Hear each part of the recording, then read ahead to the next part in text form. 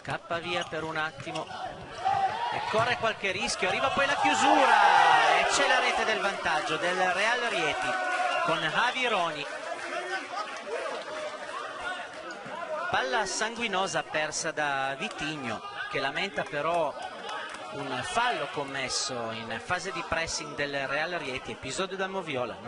Bella azione, palla intercettata, Leandrigno ha l'opportunità di pungere in contropiede, ancora Leandrigno, puntata rimpallata, le difese si sbilanciano, c'è l'occasione anche per gli ospiti con Moura, recupera ancora palla e arriva il raddoppio del Real Rieti.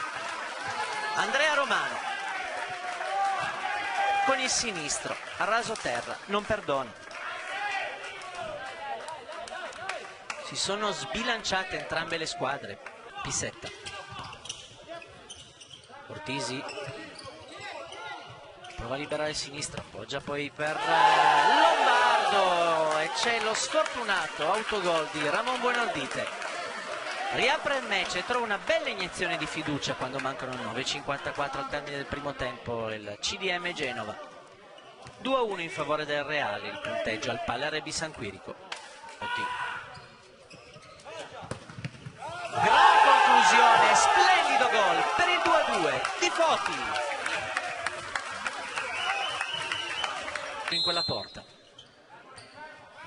Ramon è la sua porta, non sbaglia. 3-2 Real Rieti col piattone all'angolino. Parte la rincorsa di Ramon, nuovamente Ramon, non perdona. C'è anche Vitinho.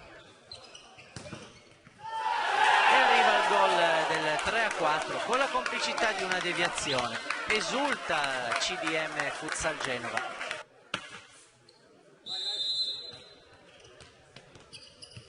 Jelercic. Fortino alla prima palla vera sotto porta, non perdona.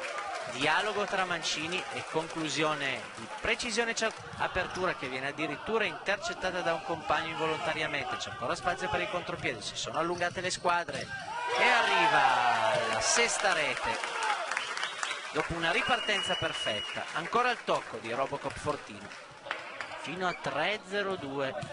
Avrà la possibilità di attaccare in superiorità numerica Genova.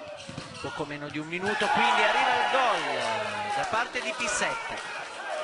6-4 al Pallarebi. 2 gol ancora da rimontare, 3 minuti e 56 al termine dell'ostilità.